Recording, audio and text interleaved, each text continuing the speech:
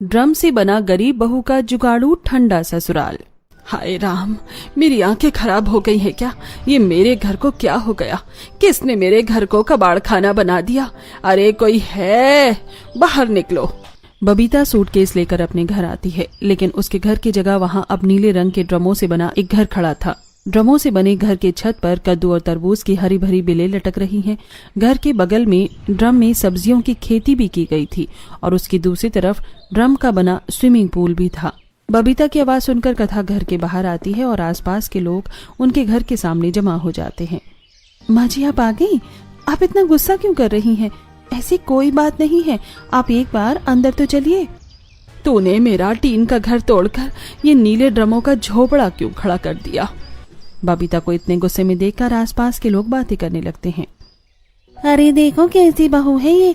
बबीता कुछ दिनों के लिए बाहर क्या गई, इसने तो उसका घर ही तोड़ दिया। मुझे तो लगता है ये गर्मी से पगला गई है। क्या कजरी सही कह रही थी? आखिर ऐसा क्या हुआ जो कथा ने अपना घर तोड़कर ये नीले ड्रमों वाला घर बना दिया? बबीता इतने गुस्से में क्यों थी, ये जानने के लिए चलिए समय के पहिए को थोड़ा पीछे घुमाते हैं। कथा, तुझे कितनी बार कहा है कि सुबह सूरज चढ़ने से पहले खाना बना लिया कर। सुबह के 10 बज गए हैं, टीन की छत आग की भट्टी की तरह तप रही है, लेकिन महारानी की रोटियां ही खत्म नहीं हो रही। 8 बजे से पहले तो तेरी आंख ही नहीं खुलती है। माँ जी, इस भयानक गर्मी और उमस में रात भर नींद कहाँ आती है?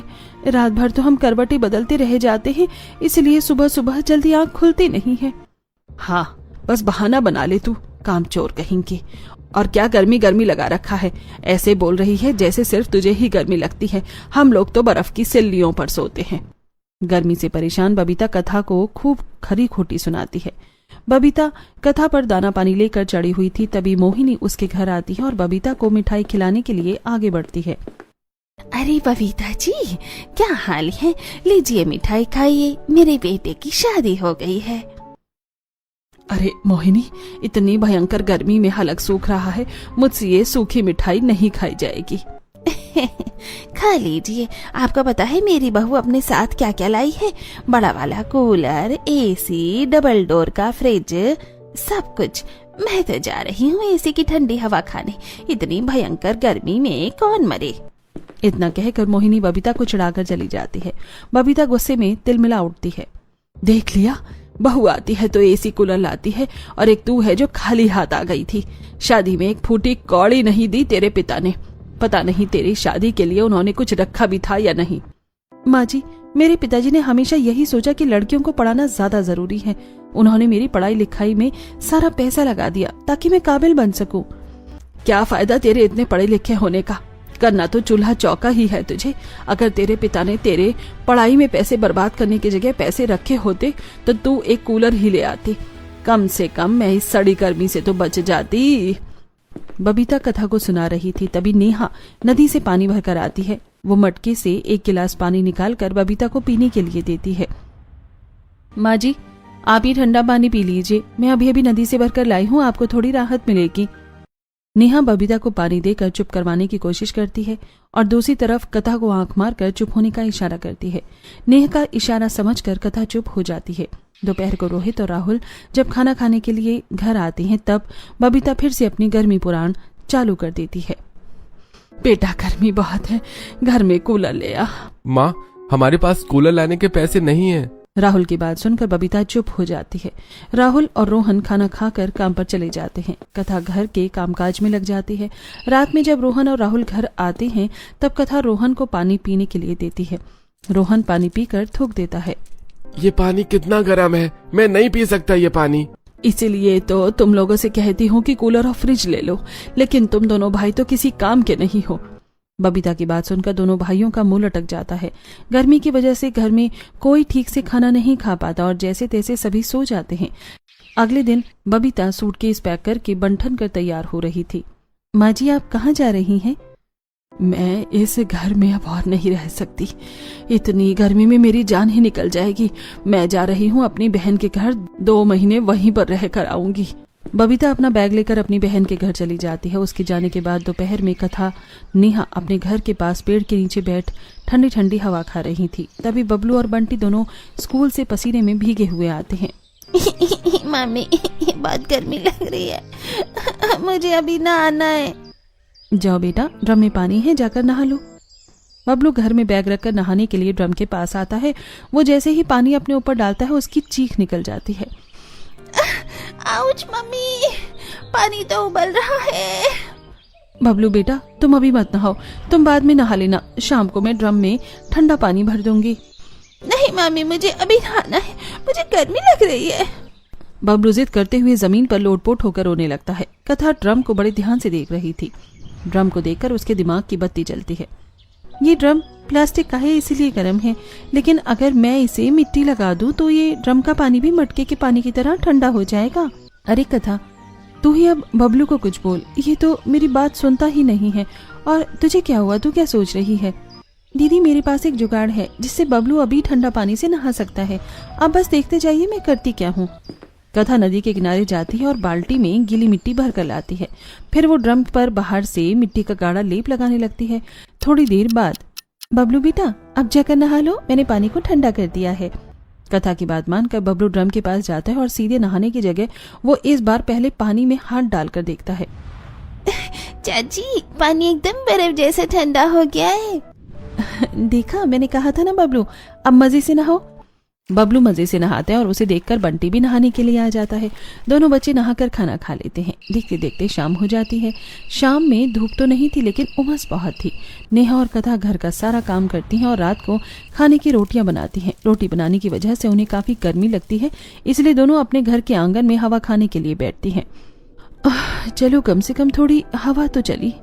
कथा और नेहा थोड़ी देर हवा खाकर घर आ जाती हैं। रात में गर्मी में सभी जैसे तैसे खाना खाते हैं और फिर सो जाते हैं। अगले दिन सुबह सुबह स्कूल जाने से पहले दोनों बच्चे ड्रम के ठंडे पानी से नहाने के लिए एक दूसरे से लड़ रहे थे। तभी नेहा उनके पास आती है। तुम दोनों ने नहाने के लिए भी अभी लड़ना शुरू कर दिया? बारी बारी करके नहाओ। नहीं मम्मी, आज तो मैं पहले नहाऊंगा। आखिर कथा ने ऐसा कर क्या दिया जो नहाने के नाम से भागने वाले बच्चे आज नहाने के लिए लड़ रहे हैं? नेहा मिट्टी लगे ड्रम के पानी को छूती है तो उसे ठंडक का एहसास होता है। ड्रम के ठंडे पानी को देखकर नेहा के दिमाग में भी एक आइडिया आता है। वो घर में रखा एक पुराना खाली ड्रम लेती है और उसे साफ करके उसके बाहरी हिस्से में गीली मिट्टी का मोटा लेप लगा देती है और फिर उसे धूप में सुखाकर उसके ऊपर घास बांध देती है। नेहा के जुगाड़ को देखकर कथा हैरान थी। अरे दीदी, आप ये क्या कर रही हैं? नहाने के पानी का इंतजाम तो मैंने कर दिया है, और अब ये ड्रम किस लिए है? इस ड्रम में हम पीने का पानी रखेंगे, अब हमारे पीने का पानी भी ठंडा हो जाएगा। अरे वाह दीदी, आपने तो बड़ा अच्छा सोचा है। वैसे गर्म पानी मुझसे भी पिया नहीं जा रहा था। नेहा और कथा मिलकर नेहा के बने जुगाड़ू ड्रम में मटके से पानी लाकर भर देती हैं। कुछ देर में पानी ठंडा हो जाता है। देखते ही देखते रात हो गई थी। दोनों बच्चे आंगन में खेल रहे थे। तभी राहुल और रोहित फैक्ट्री से घर लौटते हैं। उनके चेहरे पर दिन भर की झुलसा देने वाली गर्मी की थकान साफ दिख रही थी। हे भगवान, आज तो फैक्ट्री की भट्टी ने जान ही निकाल दी। ऐसा लग रहा था जैसे आसमान से आग बरस रही हो। नेहा जल्दी से अपने जुगाड़ू ड्रम का ठंडा पानी लेकर आती है। ये लीजिए, पहले ये ठंडा पानी पी लीजिए, थोड़ी राहत मिलेगी। राहुल पानी पीता है और उसके चेहरे पर एक सुकून की लहर दौड़ जाती है। इतनी भयंकर गर्मी में ये ड्रम का जुगाड़ू ठंडा पानी तो अमृत जैसा लग रहा है। रोहित ठंडा पानी पीकर खुश हो जाता है। कथा सबके लिए खाना निकालती है और सभी खाना खाकर सोते हैं। अगली सुबह सूरज निकलते ही घर की टीन की छत और कच्ची दीवारें भट्टी की तरह तपने लगती हैं। घर के अंदर बहुत गर्मी और उमस थी। पंखा ऐसे चल रहा था जैसे उसमें कोई जान ही नहीं है। गर्मी से परेशान कथा सुबह जल्दी उठकर खाना बनाने लगती है, जिसे देखकर नेहा उसका मजाक उड़ाती है। क्या बात है कथा, आज सुबह सुबह तो खाना बना रही है? क्या तुझे अपनी सासू माँ की याद आ रही है? नहीं दीदी, मुझे तो बस इस गर्मी से परेशान कर रखा है। देखो ना, घर के अंदर तो जैसे आग लगी हुई है। सुबह से ही इतनी गर्मी है कि चिड़चिड़ाहट होने लगी है। इसलिए सोचा कि आज जल्दी खाना बना लेती हूँ। हाँ, तो ठीक कह रही है। मेरा भी तो गर्मी के मारे हालत खराब है, ऊपर से चूल्हे की गर्मी। मुझे लगा तुझे सासू माँ की याद आ रही है। हाँ, वैसे उनकी याद तो आ रही है, क्योंकि उनकी चिकचिक की आदत जो हो गई थी। लेकिन मुझे लगता है उन्हें गर्मी बर्दाश्त नहीं होती है, इसलिए वो गई हैं। लेकिन इस गर्मी का कुछ तो परमानेंट इलाज करना ही पड़ेगा, वरना हम सब तो इस टीन के घर में भुन ही जाएंगे। इस तरह नेहा से बातें करते हुए कथा अपना खाना बना लेती है। खाना बनाने के बाद दोनों सरकारी राशन की दुकान पर राशन लेने के लिए जाती हैं। पता नहीं ये राशन वाला शाम को अपनी दुकान क्यों नहीं खोलता। इतनी गर्मी में राशन लेने जाने का तो बिल्कुल मन ही नहीं करता। मन तो मेरा भी नहीं है दीदी, लेकिन राशन तो लाना ही पड़ेगा। नेहा और कथा दोनों राशन की दुकान पर जाती हैं और देखती हैं कि राशन वाला दुल्हन की तरह गमछे से घूंघट डालकर बैठा हुआ है। भैया, आप लुगाइयों की तरह घूंघट डालकर क्यों बैठे हैं? अरे वही बड़ी गर्मी है बहन जी, लू सीधे चेहरे पर लग रही है, इसीलिए गमछा ओढ़ के बैठा हूँ। बताइए आपको क्या चाहिए? भैया 5 किलो गेहूं दे दीजिए। कथा और नेहा दोनों राशन वाले की हरकतों को देखकर हंसने लगती हैं और फिर राशन लेकर घर आ जाती हैं। कथा और नेहा राशन लेकर जैसे ही घर पहुंचती हैं तो वो देखती हैं कि बंटी नीले ड्रम के अंदर घुसकर नहा रहा है और बबलू उसके हाथ खींच रहा है। भैया, ड्रम से बाहर निकलो, अब नहाने की बारी मेरी है। बबलू के हाथ खींचने की वजह से बंटी का हाथ ड्रम के नुकीले किनारे पर लगता है और उसका हाथ कट जाता है और खून निकलने लगता है। खून देखकर नेहा दौड़कर आती है और बुरी तरह घबरा जाती है। तुम दोनों को कितनी बार मना किया है कि इस ड्रम के अंदर मत घुसा करो, देखो कट गया ना हाथ। बहुत शैतान हो गए हो तुम दोनों। माँ, बाहर बहुत गर्मी है, पानी में घुस कर नहाने में मजा आता है। काश हमारे पास भी स्कूल के बच्चों की तरह कोई स्विमिंग पूल होता। हम तो वैसे भी कभी स्विमिंग पूल में नहीं नहा पाते माँ, इसलिए ड्रम में हम घुस कर नहा रहे थे। शांत हो जा बेटा। दीदी, बच्चों की भी क्या ही गलती है, इतनी गर्मी में वो भी तो स्विमिंग पूल का मजा लेना चाहते हैं। हमारे पास तो स्विमिंग पूल जाने के पैसे नहीं हैं, इसलिए इन्हें डांटिए मत। कथा, खेलने के चक्कर में देख बंटी को कितनी चोट लगा ली है इसने। बच्चों को स्विमिंग पूल के लिए तरसता देखकर कथा को बहुत बुरा लगता है। दीदी, मैं मोहिनी आंटी के घर से ठंडा पानी मांग कर लाती हूँ, ठंडा पानी पीकर बंटी को आराम मिलेगा। कथा बर्फ मांगने के लिए मोहिनी के घर जाती है तो वो देखती है कि मोहिनी अपने घर का पुराना ड्रम फेंकने जा रही है। मोहिनी आंटी, आप इस ड्रम को फेंक क्यों रही हैं? ये ड्रम हमारे अब किसी काम का नहीं है, इसलिए मैं इसे फेंक रही हूँ। आंटी, अगर आपको ये ड्रम नहीं चाहिए तो क्या आप इसे मुझे दे सकती हैं? हाँ हाँ, ले जा, वैसे भी तो मैं इसे फेंकने ही वाली थी। कथा मोहिनी के ड्रम को लेकर अपने घर आ जाती है। नेहा ड्रम देखकर काफी हैरान थी। अरे कथा, तू तो ठंडा पानी लेने गई थी, ये ड्रम लेकर क्यों आ गई? मैं बच्चों के लिए इस ड्रम से स्विमिंग पूल बनाने वाली हूँ। ये क्या बोल रही है? ड्रम से स्विमिंग पूल थोड़ी ना बनता है। बनता है दीदी, बनता है, मैं बनाऊंगी। कथा की बात सुनकर बंटी और बबलू दोनों खुश हो जाते हैं। चाची चाची, स्विमिंग पूल बनाने में हम भी आपकी मदद करेंगे। कथा घर के अंदर जाकर आरी लेकर आती है और ड्रम को खड़ा करके वर्टिकली काट देती है, जिससे ड्रम एक बड़े टब जैसा बन जाता है। धूप से ड्रम का पानी गर्म ना हो इसलिए वो ड्रम के चारों ओर अंदर और बाहर गीली मिट्टी का एक मोटा लेप लगा देती है। इसके बाद वो घर के बड़े आंगन में फावड़े से एक गड्ढा खोदती है। बच्चे भी लकड़ी से गड्ढा खोदते हैं। चाची, हमने गड्ढा खोद दिया। कथा मिट्टी लगे ड्रम को आधा हिस्सा उस गड्ढे के अंदर गाड़ देती है ताकि मिट्टी के अंदर रहने से ड्रम का पानी ठंडा रहे। फिर वो ड्रम के बाहरी हिस्से को मिट्टी लगाकर प्लेन कर देती है और उसमें नदी से ठंडा पानी लाकर भर देती है। लो बच्चों, तुम्हारा अपना स्विमिंग पूल तैयार है। अब इसमें आराम से नहाओ। अब तुम्हें ड्रम का कोई किनारा नहीं चुभेगा और पानी के अंदर एकदम ठंडा रहेगा। ये ड्रम का स्विमिंग पूल देखकर बच्चे खुशी से उछल पड़ते हैं और एक एक करके उस ठंडे पानी के ड्रम में स्विमिंग पूल में कूद जाते हैं। वाह चाची, ये तो असली स्विमिंग पूल से भी अच्छा है, पानी कितना ठंडा है। बच्चों को इतनी खुशी से नहाते हुए देख गर्मी से बेहाल नेहा और कथा से भी नहीं रहा जाता। वो दोनों भी उस ठंडे स्विमिंग पूल का मजा लेने के लिए उसमें बैठ जाती हैं। ठंडे पानी में नहाकर कथा और नेहा दोनों को बहुत अच्छा लगता है। स्विमिंग पूल में नहाने के बाद दोनों जैसे ही घर के अंदर आती हैं तो फिर उन्हें भयंकर गर्मी लगने लगती है। नेहा दीदी, हम चाहे कुछ भी कर ले लेकिन घर के अंदर आते ही इतनी गर्मी लगती है कि क्या ही करें। ये छप्पर तो आग फेंक रहा है, मैं इस गर्मी से तंग आ चुकी हूँ। हाँ कथा, घर तो हमारा खंडर हो चुका है।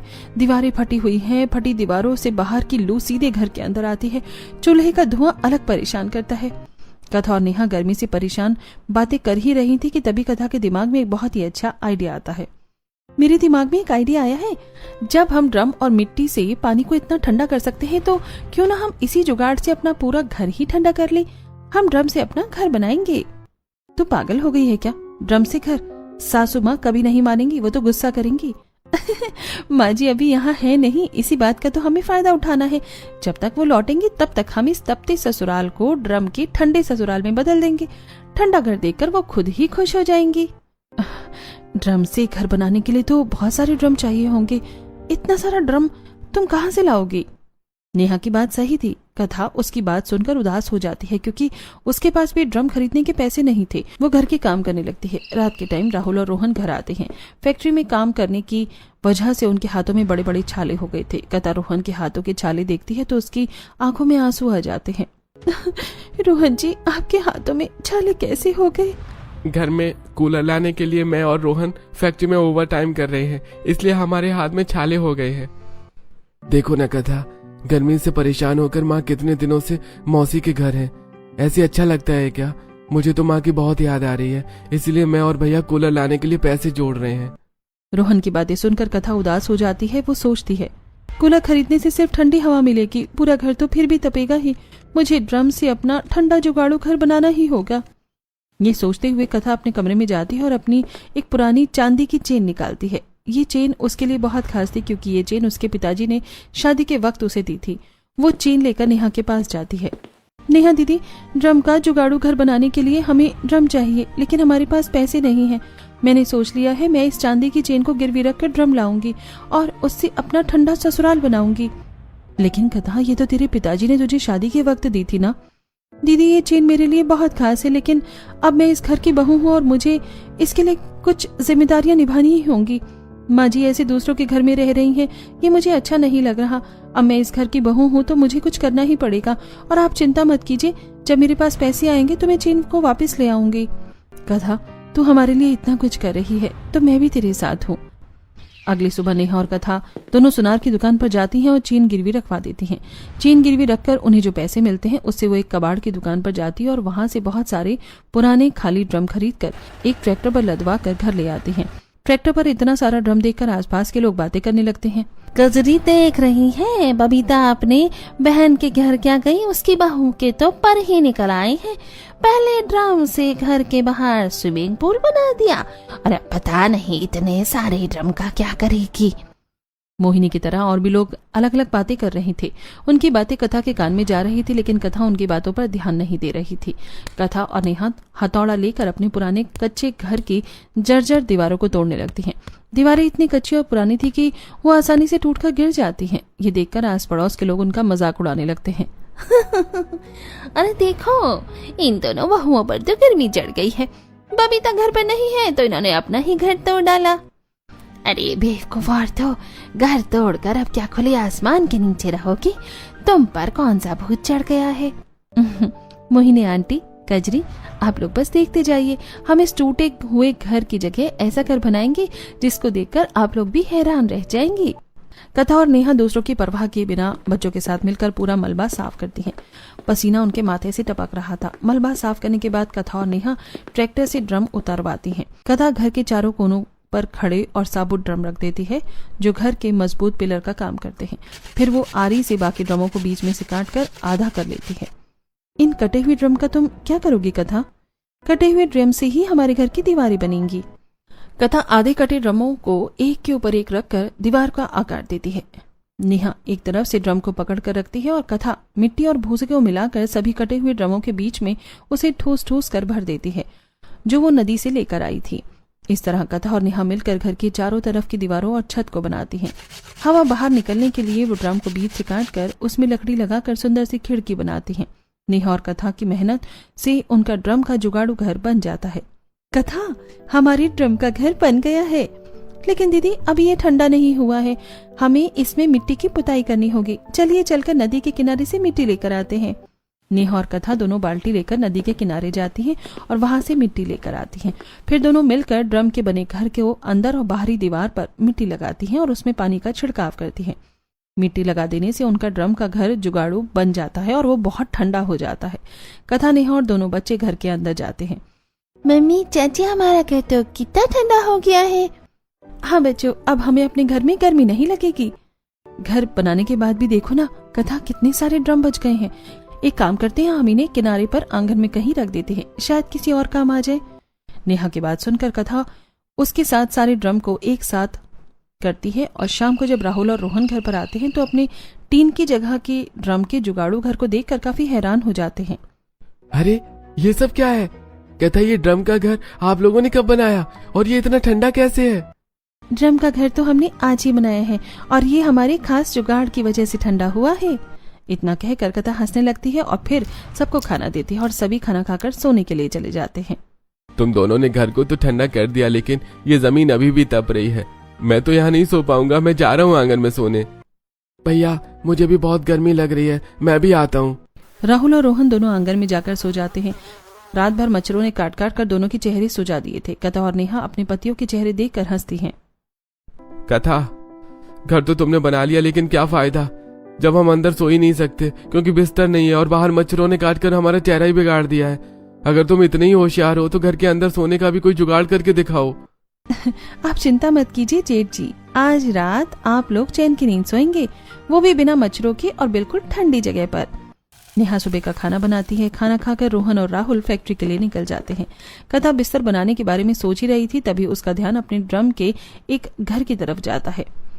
अरे हाँ, मैं ड्रम से ठंडा बिस्तर भी तो बना सकती हूँ। कथा धूप में पसीने में तरबतर होकर आंगन में आरी से 2 ड्रम को वर्टिकल काटती है। फिर वो उसके अंदर अपने आंगन की मिट्टी रखी हुई जो थी उसे भर देती है। ऐसी मिट्टी पर तो हम सो नहीं पाएंगे, मुझे इसके ऊपर कोई बिस्तर लगाना होगा। हम इसके ऊपर घास का बिस्तर बना सकते हैं। मैं घास को बुनकर बिस्तर तैयार कर दूंगी। वहीं नेहा घास के मैदान में जाती है और वहां से घास लाकर उससे घास का बिस्तर बनाती है और बचे हुए घास का छज्जा बनाकर छत पर रख देती है। दीदी, आपने घास का छज्जा क्यों बनाया है? कथा, ऐसा करने से हमारा घर बिल्कुल नहीं तपेगा। कथा और नेहा मिलकर ड्रम वाले बिस्तर को घर के अंदर रख देती हैं और रात में जब उनके पति घर आते हैं तो खाना खाने के बाद ड्रम के ठंडे बिस्तर में आराम से सो जाते हैं। ड्रम का काफी बड़ा बिस्तर बनाया गया था तो पूरा परिवार बिस्तर में आराम से सो जाता है। अरे मान गई कथा, क्या बिस्तर बनाया है तुमने, इसमें तो बड़ी अच्छी नींद आएगी। कथा के जुगाड़ से अब ससुराल काफी ठंडा हो गया था, लेकिन अभी भी एक परेशानी थी। रसोई घर के अंदर ही थी। जब भी कथा या नेहा रसोई में खाना बनाती तो वो पसीने में नहा लेती थी। एक दिन जब नेहा रसोई में खाना बना रही थी तब उफ कथा, मैं तो तंग आ चुकी हूँ। इस गर्मी से मुझे तो खाना बनाने का मन ही नहीं करता। क्या हम अपनी रसोई का कुछ नहीं कर सकते? नेहा की बात सुनकर कथा के दिमाग की बत्ती जलती है। बिल्कुल कर सकते हैं दीदी, जिस तरह हमने ड्रम का जुगाड़ू घर बनाया है उसी तरह से हम अपनी रसोई भी बना लेंगे और रसोई में हवा बाहर निकालने के लिए बड़ा सा छेद भी बनाएंगे। तो चलो फिर हम अपनी रसोई बनाते हैं। नेहा और कथा दोनों ही हीरोइन की तरह हाथ में आरी लेकर घर से बाहर आती हैं। कथा और नेहा कुछ ड्रमों को काटती हैं और वो 3 ड्रमों को एक दूसरे के साथ जोड़कर यू आकार की रसोई की दीवार बनाती हैं और उसमें मिट्टी का भूसा भर देती हैं। एक ड्रम को काटकर वो रसोई का प्लेटफॉर्म तैयार करती हैं। फिर वो एक ड्रम को काटकर उसमें कटे हुए ड्रम के टुकड़े लगाकर उसमें सामान रखने की जगह बनाती हैं। धुएं से बचने के लिए वो रसोई के ऊपर एक गोल छेद बनाती हैं ताकि धुआं सीधा बाहर जाए। वाह कथा, ये रसोई तो कितनी सुंदर और ठंडी है। अब मुझे खाना बनाने में पसीना नहीं बहाना पड़ेगा और सामान रखने के लिए भी कितनी अच्छी जगह बन गई है। नेहा दोपहर का खाना अपने जुगाड़ू ड्रम की रसोई में बनाती है जहां उसे बिल्कुल गर्मी नहीं लगती। ऐसे ही दिन गुजरते हैं। गर्मी 50 डिग्री तक पहुंच गई थी। गर्मी की वजह से रसोई में रखी सब्जियां और बचा हुआ खाना खराब होने लगा। कथा, हमारी रसोई तो ठंडी है लेकिन हमारी सब्जियां तो फिर भी सड़ रही हैं। काश हमारे पास एक फ्रिज होता। फ्रिज नहीं है तो क्या हुआ, हम अपना खुद का ड्रम फ्रिज बनाएंगे। कथा एक ड्रम को हॉरिजॉन्टल काटती है और उसके बाद वो ड्रम के अंदर गीली मिट्टी की एक मोटी परत बिछाती है। फिर वो पास से दुकान से बालू लाकर उसमें खूब सारी बालू डालती है। कथा, ये क्या कर रही हो? दीदी, मैं देसी फ्रिज बना रही हूँ। ये मोहिनी आंटी के फ्रिज से भी ज्यादा ठंडा होगा। बालू के ऊपर वो ठंडा पानी छिड़कती है ताकि वो पूरी तरह से गीली हो जाए। गीली बालू के ऊपर कथा एक साफ सूती कपड़ा बिछा देती है और इसके बाद वो सब्जियों को खराब होने वाले खाने के बर्तन को कपड़े के ऊपर रख देती है। फिर वो ड्रम को ढक्कन से अच्छी तरह से ढक देती है। दोपहर में जब नेहा खाना बनाने के लिए सब्जी निकालती है तब, अरे कथा देख, सब्जियां तो बिल्कुल ताजी लग रही है। दीदी, मैंने तो आपसे पहले ही कहा था। ड्रम फ्रिज बन जाने से अब ना तो कथा का खाना खराब होता था और ना ही सब्जियां खराब होती। कथा अपने ड्रम के जुगाड़ू ठंडे ससुराल में आराम से रह रही थी। ऐसे ही दिन गुजरते हैं। एक दिन सुबह कथा देखती है कि एक पुराने ड्रम में जिसमें थोड़ी सी मिट्टी रह गई थी वहां एक छोटा सा पौधा अपने आप उगाया है। ये देखकर उसके दिमाग में एक और आइडिया आता है। हम अपनी ड्रम में खेती भी कर सकते हैं। वैसे भी सब्जियां बाहर से खरीदना बहुत महंगा पड़ता है। मैं घर पर ही सब्जी उगाऊंगी। कथा कुछ ड्रमों को वर्टिकली काटती है और उसमें वो मिट्टी और पड़ोसी के तबेले से गोबर लाकर उसमें मिट्टी से मिलाकर गोबर वाली मिट्टी को ड्रम में भर देती है। फिर वो उसमें टमाटर, धनिया और मिर्च, बैंगन, कद्दू, तरबूज के बीज बो देती है। कथा अपनी सब्जियों को बहुत ध्यान से रखती थी और सुबह शाम उसमें पानी देती थी। कुछ ही हफ्तों में उन ड्रमों में हरे भरे पौधे निकल आते हैं। कथा कद्दू और तरबूज के बेलों को अपनी छत पर रख देती है, जिसे देखकर एक दिन नेहा कहती है, कथा तुम्हारा ड्रम गार्डन तो काफी सुंदर लग रहा है और ये लाल लाल टमाटर, बैंगन देखकर तो मुझे लालच आ रहा है। आज मैं बैंगन का भरता और टमाटर की चटनी बनाऊंगी। नेहा बैंगन और टमाटर तोड़ती है और फिर वो अपनी ड्रम वाली ठंडी रसोई में जाकर खाना बनाती है। सब कुछ बहुत अच्छा चल रहा था, लेकिन अचानक ये रात घर का पुराना पंखा चलते चलते बंद हो जाता है।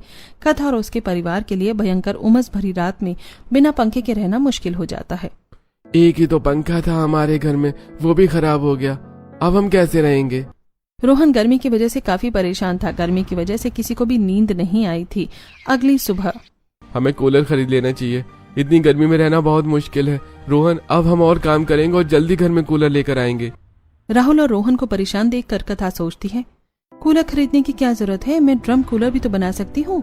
कथा, तुम्हारा आइडिया तो अच्छा है, इससे पैसे भी कम लगेंगे। चलो चलकर कबाड़ की दुकान से कूलर का सामान लेकर आते हैं। नेहा और कथा दोनों कबाड़ की दुकान पर जाती हैं और वहां से कूलर का मोटर, पंखा और जालीदार प्लेट लेकर घर आती हैं।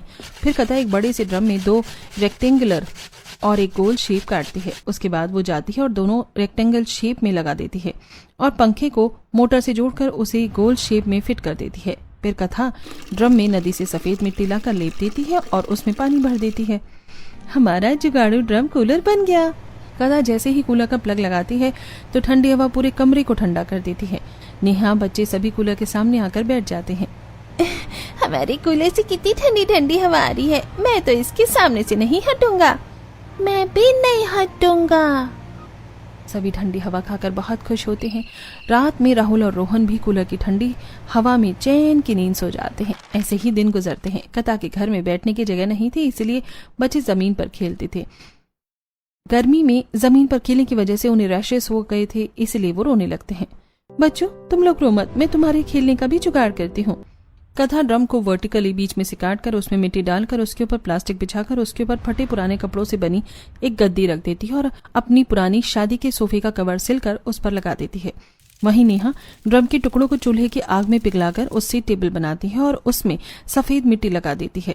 बच्चों, अब तुम सोफे पर खेलो, तुम्हें गर्मी नहीं लगेगी। वाह, हमारे घर में भी अब सोफा आ गया, ये तो बहुत मजेदार है। कथा के ससुराल से गर्मी छूमंतर हो गई थी। कथा और उसके ससुराल वाले कथा के बने ड्रम के जुगाड़ू घर में खुशी से रह रहे थे। कुछ दिन बाद बबीता अपना बैग लेकर घर आती है और ड्रम के घर को देखकर हैरान हो जाती है। हाय राम, मेरी आंखें खराब हो गई हैं क्या? ये मेरे घर को क्या हो गया? किसने मेरे घर को कबाड़ खाना बना दिया? अरे कोई है, बाहर निकलो। बबीता की आवाज सुनकर कथा अपने ड्रम के घर से बाहर आती है। माँ जी, आप आ गई? आप इतना गुस्सा क्यों कर रही हैं? ऐसी कोई बात नहीं है, आप एक बार अंदर तो चलिए। तूने मेरा टीन का घर तोड़कर ये नीले ड्रमों का झोपड़ा क्यों खड़ा कर दिया? बबीता के चिल्लाने की वजह से आसपास के लोग वहां जमा हो जाते हैं और बातें बनाने लगते हैं। तभी नेहा घर से बाहर आती है। माँ जी, आप अंदर चलिए ना, मैं आपको सब कुछ दिखाती हूँ। नेहा बबीता को समझा बुझाकर घर के अंदर ले आती है। बबीता जैसे ही घर के अंदर कदम रखती है, ड्रम के कूलर की ठंडी हवा उसके चेहरे पर पड़ती है। बाहर की भयंकर गर्मी के मुकाबले घर के अंदर काफी ठंडक थी। बबीता को गुस्सा पल भर में शांत हो जाता है और वो हैरानी से सारी चीजों को देखने लगती है। अरे बाप रे, बाहर तो आग बरस रही है और यहाँ अंदर इतनी ठंडक, ये सब तुमने कैसे किया? आज रोहन और राहुल की भी कंपनी से जल्दी छुट्टी हो गई थी, वो भी घर आ जाते हैं। माँ, आप तो हमें गर्मी में छोड़कर चली गई थी, लेकिन कथा ने पिताजी की दी हुई चेन बेचकर ड्रम खरीदा और इन ड्रम से अपने ससुराल को उसने ड्रम का जुगाड़ू ठंडा ससुराल बनाया। अब हमें गर्मी नहीं लगती है। मुझे माफ कर दे बेटी, मैं तुझे गलत समझती थी। सच में पढ़ी लिखी बहू के घर में होने का बहुत फायदा होता है। तूने तो कमाल ही कर दिया। बबीता की बातें सुनकर कथा की आंखों में भी आंसू आ जाते हैं और वो अपनी सास के गले लग जाती है और अपने घर वालों के साथ ड्रम के ठंडे ससुराल में रहने लगती है।